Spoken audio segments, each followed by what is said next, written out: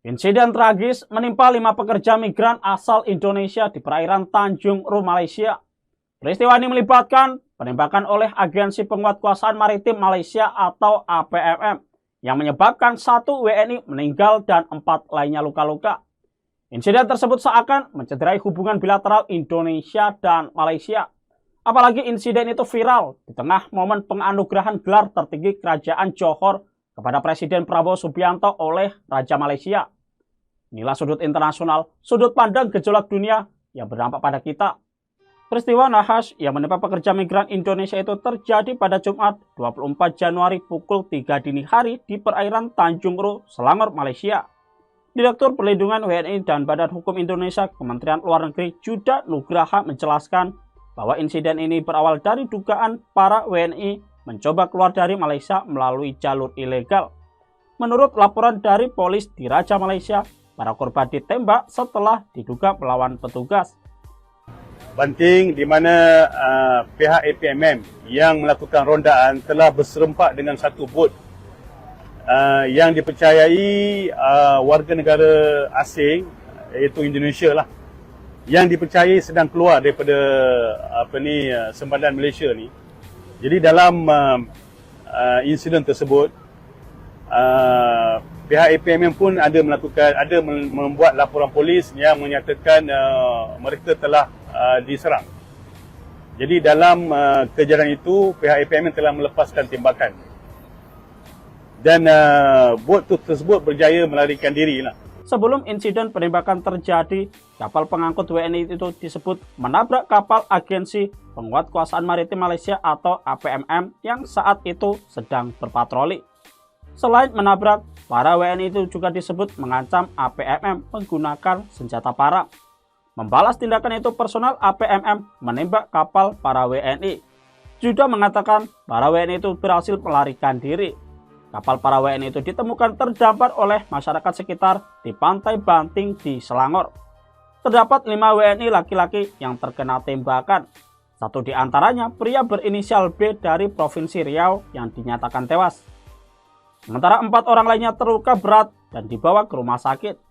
Merespon penembakan WNI tersebut, Juda mengatakan KBRI untuk Malaysia telah mengirimkan nota diplomatik kepada Kementerian Luar Negeri Malaysia pada Sabtu lalu. Nota itu berisi pengajuan akses terhadap konsuler dan permintaan agar insiden penembakan dapat diinvestigasi secara menyeluruh. Sementara itu, istri salah satu korban penembakan oleh aparat Agensi Maritim Malaysia mengungkapkan cerita bagaimana kondisi suaminya sebelum insiden nahas terjadi.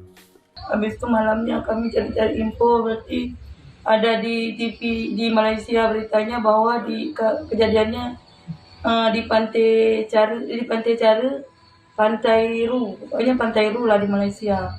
Makanya kami tahu bahwa di situ ada dia di dalam bot itu. Karena dia waktu rekaman suara itu, dia bilang, "Dek, tolong jemput abang tinggal sendiri di sini." Karena di dalam speed, dia bilang. Berarti dia dalam posisi dalam speed. Menurut istri dari WNI bernama Muhammad Hanafiah yang berasal dari Aceh tersebut, pada Kamis 23 Januari, suaminya menghubunginya dan mengatakan bahwa ia berada dalam masalah dan memintanya untuk tidak menghubunginya. Kemudian pada Jumat 24 Januari pagi, korban menyampaikan akan pulang ke Aceh. Lalu pada Jumat pukul 14 waktu Indonesia Barat, korban mengirimkan pesan suara melalui aplikasi WhatsApp. Ia mengatakan jika keadaannya tidak baik-baik saja dan meminta istrinya melaporkan ke kantor polisi bahwa dia berada di dalam kapal sendirian. Ia juga meminta dijemput polisi Indonesia di perairan Dumai. Kemudian hingga Sabtu 25 Januari sore, nomor handphone korban masih aktif, tetapi sang istri tidak dapat berkomunikasi lagi. Hingga Sabtu 25 Januari malam, nomor tersebut sudah tidak aktif. Setelah menerima informasi itu, keluarga panik, bahkan sempat menghubungi keluarga di Malaysia untuk mencari informasi. Di sisi lain, Kementerian Perlindungan Pekerja Migran Indonesia atau P2MI turut mengambil langkah cepat dalam menangani kasus ini. Wakil Menteri P2MI, Christina Aryani, menyatakan bahwa pihaknya memberikan pendampingan kepada korban, termasuk memastikan mereka mendapatkan perawatan medis yang diperlukan. Kementerian P2MI juga mengecam keras tindakan APMM yang dinilai menggunakan kekuatan berlebihan dalam menangani pekerja migran. Christina menegaskan tindakan semacam ini tidak dapat dibenarkan dan bertentangan dengan prinsip-prinsip kemanusiaan.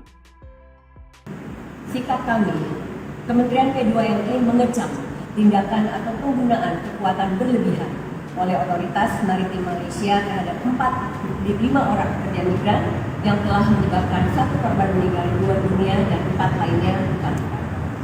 Kementerian P2LE mendesak pemerintah Malaysia melakukan pengusutan terhadap peristiwa ini dan juga mengambil tindakan tegas terhadap aparat patroli atau petugas patroli bila mana terbukti melakukan tindakan penggunaan kekuatan secara berlebihan atau excessive use of force.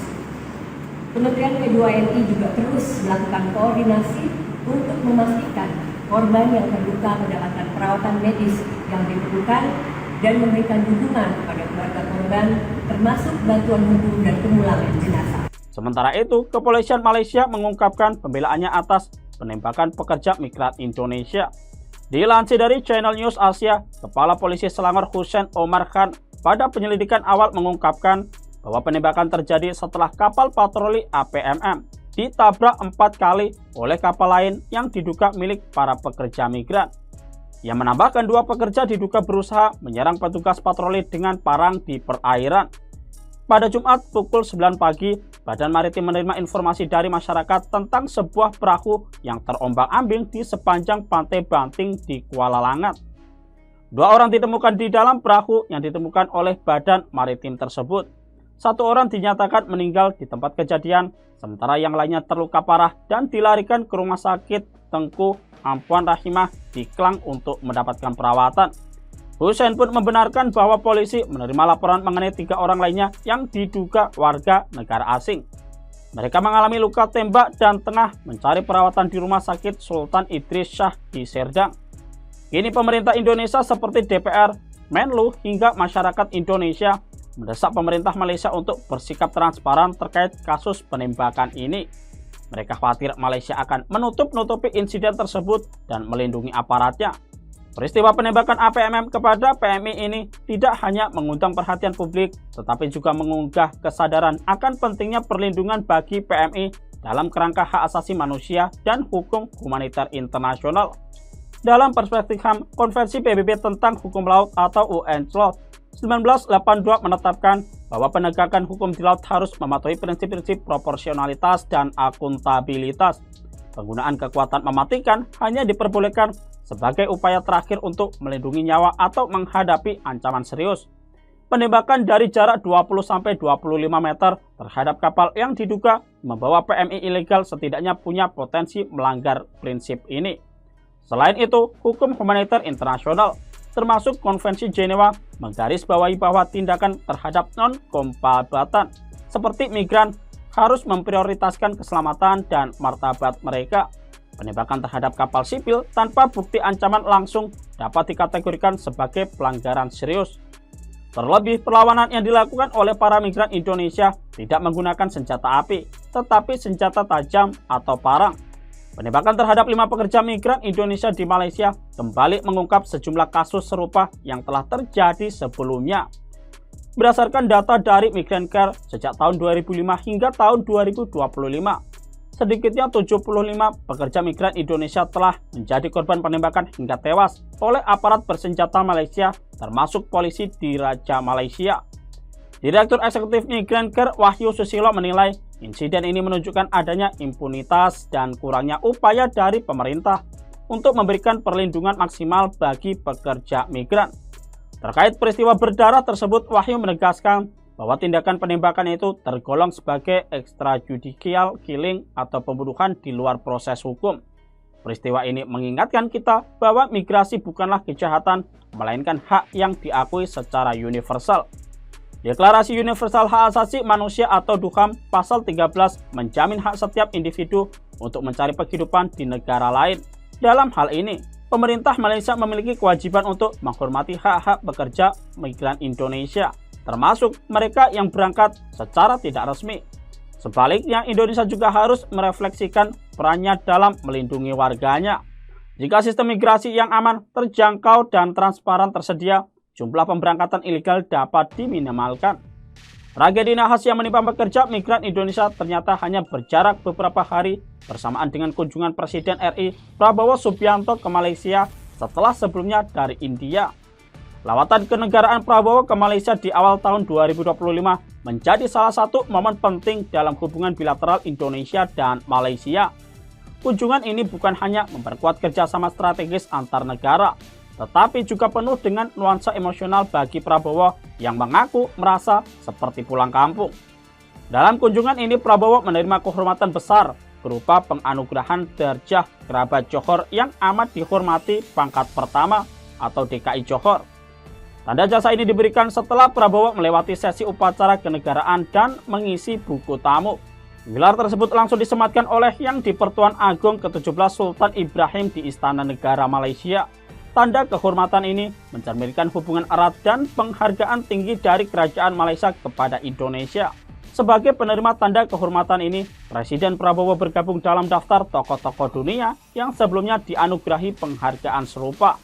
Di antaranya adalah Sultan Omar Ali Saifuddin Saadul Khairi Wadin tahun 1960, Sultan Hasan al-Bolkiah tahun 1969, Presiden Soeharto tahun 1990, Pangeran Istri Maryam tahun 1997, Hamad bin Isa al-Khalifah tahun 2017, dan Pangeran Muda Mahkota al-Muhtadi Billah tahun 2023.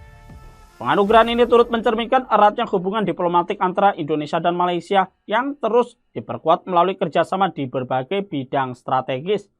Langkah ini juga menegaskan posisi Indonesia sebagai salah satu mitra utama Malaysia di kawasan Asia Tenggara.